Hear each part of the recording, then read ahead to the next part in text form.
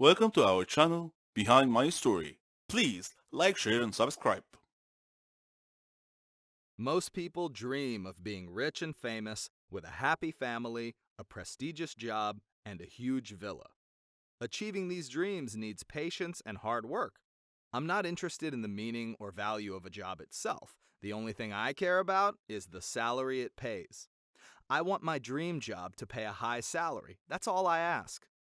My name is Raji, and I am 21 years old.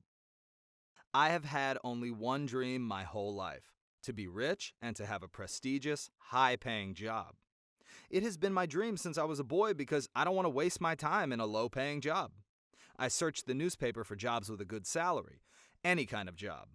One day, I found a catchy advertisement: elderly companion needed. The caregiver salary was quite good, and it seemed like an easy job, so I went to the interview. The interview session made me feel a little uneasy. I tried to remain calm by focusing on that nice salary the job paid. The interviewer was an old man, who even introduced me to his sons. He said that I have to take care of their invalid father, feeding him, changing his bed sheets, and giving him his medications. They were about to show me a list of the job duties, but I interrupted them before they could finish their sales spiel. "I'll take it," I stated simply and directly. They stood there with their mouths opened and then shrugged their shoulders. Okay, I got the job. So I lived there with their father, I'll call him the old man, in his villa. I sometimes felt that there was someone else there with us, but maybe I was just seeing shadows. The man himself was somewhat queer. I would sometimes wake up to find him looking at me intently and smiling strangely. One early morning at like 3 a.m., I heard a noise and went to his room, only to find his bed empty. Strange. Then suddenly, I sensed someone behind me, and I turned around quickly to see him holding a knife. He tried to attack me, but I managed to fend him off and pushed him away. Then I dashed out of the villa. I never came back. I told myself I didn't want to die on my dream job. Failing at my first attempt to find my dream job didn't stop me from trying again. I soon found a new one, which was an assistant clothes designer. The salary was even better than the last job. I went to the interview, and the interviewer, the clothes designer himself, seemed a little odd. I couldn't discern his, her, its gender because it had long hair and a soft voice, but on balance, I decided to call it a man. I told myself that I shouldn't judge people from their appearance, so I started my new job as his assistant. I told him that I was enthusiastic about the job, but I got the heebie-jeebies when he suddenly took my hand in his and just held it while looking at me. Was this guy homosexual? I wondered.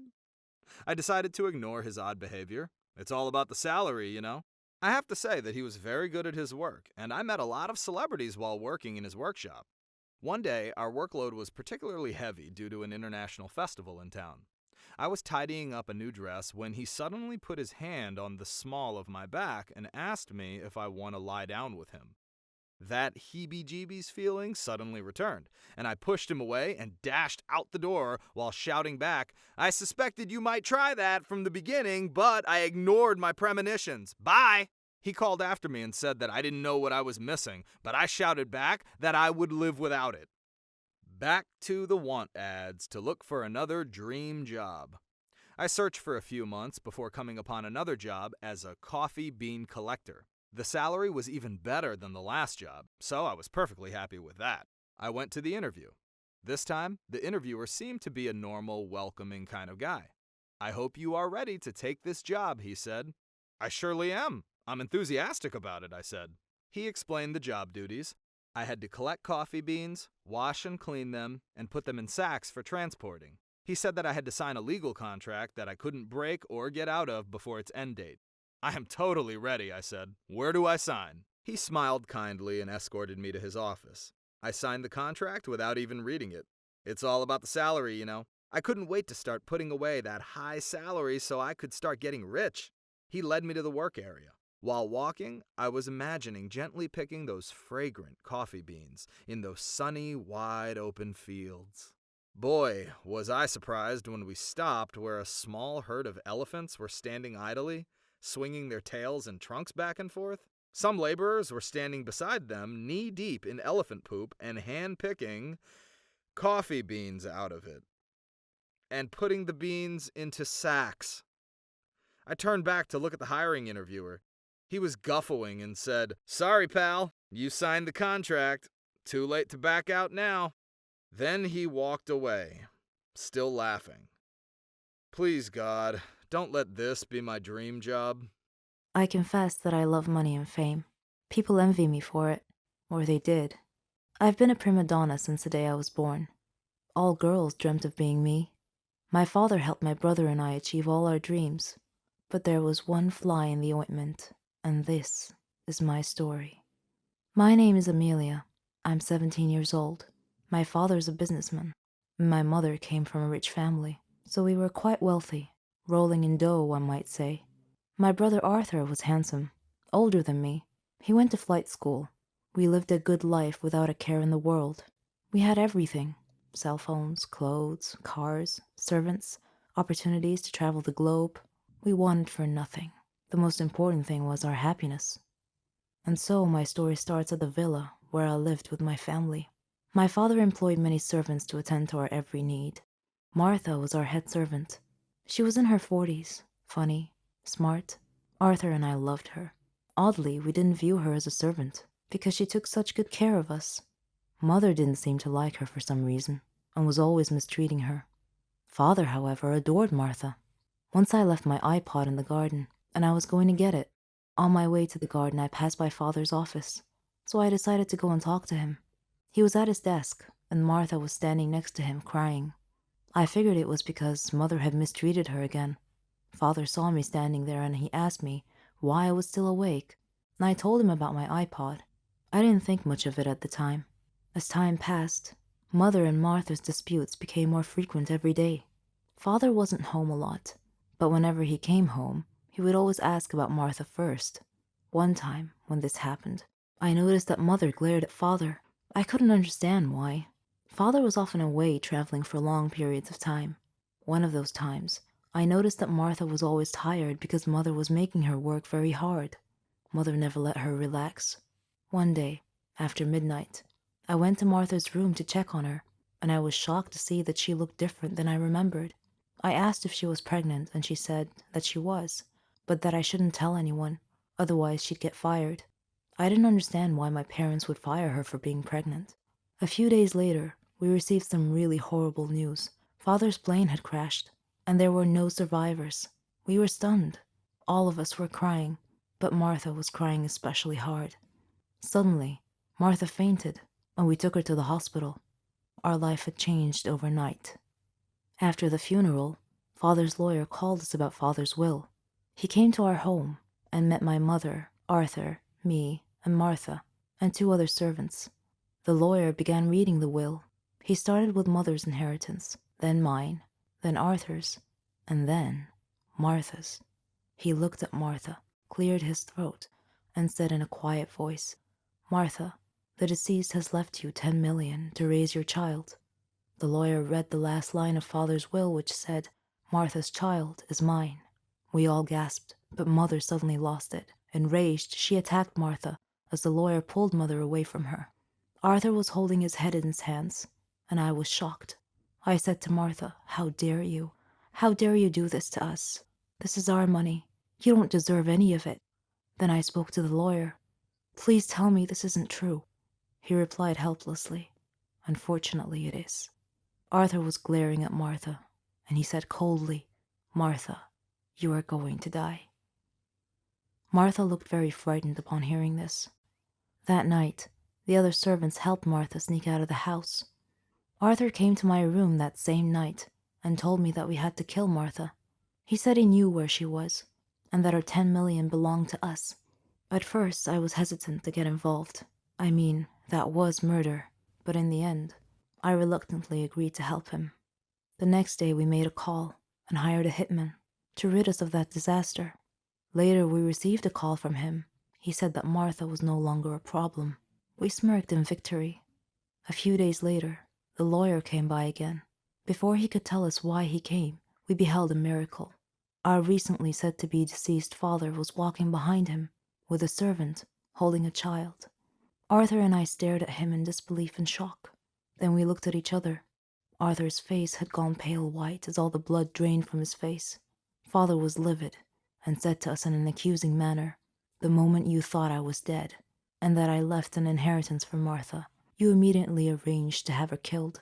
I suspected you'd try something like this. It was pure luck that I got back when I did. I missed my flight that day, otherwise I would have been dead now. So fortunately I came back early enough for Martha to call me and tell me about your death threat. When I arrived at Martha's place, she was already dead, but I called 911, and they were able to save the child. Then I immediately called my lawyer to revise my will, to leave half of my inheritance to this child. I felt like I was in an endless nightmare.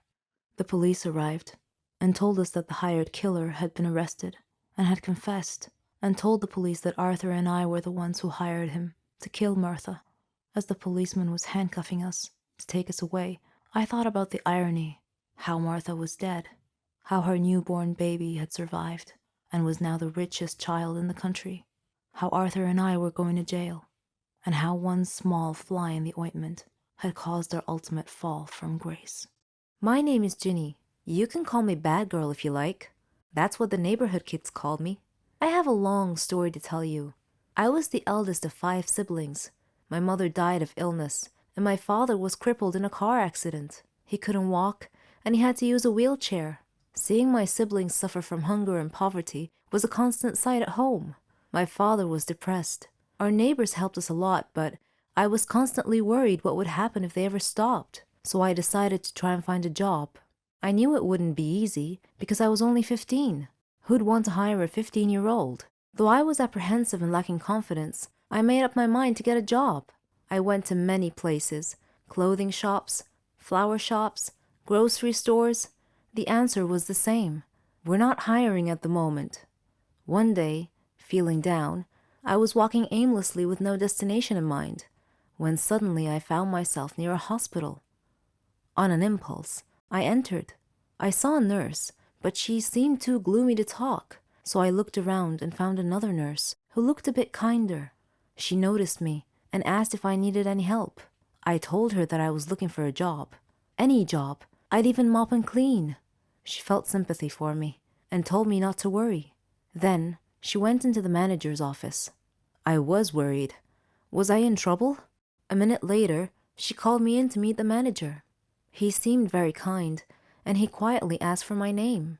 I told him it was Ginny. He told me that Martha, the kind nurse who was helping me, told him that I was looking for any job available. He said he had a job for me, but he was concerned that it might be a problem. I felt a pang of fear and asked what the problem was. He said that I would have to work night shifts. That was it? I felt so relieved. I immediately agreed, and he said that he liked my enthusiasm and that I could start tomorrow. I was so happy. I returned home quickly, hugged my siblings, and kissed my father's hands. I told them everything about my new job. My father looked at me sadly and said that I was too young to have to bear this responsibility. I told him that it was okay and that I could deal with it. When I went to work at the hospital every night, there was a gang of young kids who were always loitering around the neighborhood.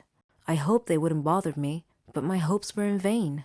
They made fun of me every time I passed them. I never told my family about this, though. I began work as a cleaning lady, but due to my diligence and intelligence, I was able to learn a little bit about nursing. So, I was able to get promoted, first to nursing assistant, then to a nurse. My colleagues supported me a lot. Everything was almost perfect, except for the neighborhood gang that was always bothering me and calling me Ginny the Bad Girl. I wished they would just go away and leave me alone. Then, one day, a miracle happened. While I was working at the hospital, the neighborhood bullies came in, carrying their leader. He was badly injured. His whole body was covered in blood. They were shouting for someone to help them, and when they saw me, they pleaded with me to save him. I worked quickly with the other staff. His condition was serious. He had been in a terrible motorcycle accident. The staff and I worked feverishly to stabilize his condition and treat him. After stabilizing him, I was exhausted. Suddenly, I felt someone coming close. It was the gang. They apologized for making fun of me and asked me to forgive them. They said they didn't know that I worked at a hospital. I smiled and told them it was okay, and that I considered them to be my brothers and sisters. Another nurse went to them and told them that their friend was okay now. I was so happy that my problem was solved. They called me over to talk to their leader. He had tears in his eyes and told me that he was so sorry and asked me to forgive him. He was so sincere that I was moved. I gently asked him to be quiet and get some rest. As I was walking away, he called me and thanked me again. After that incident, the manager called me in and praised me for saving the patient's life that day. I was still a long way from achieving my dreams, but I had a good head start, and the neighborhood gang began calling me the Mercy Angel.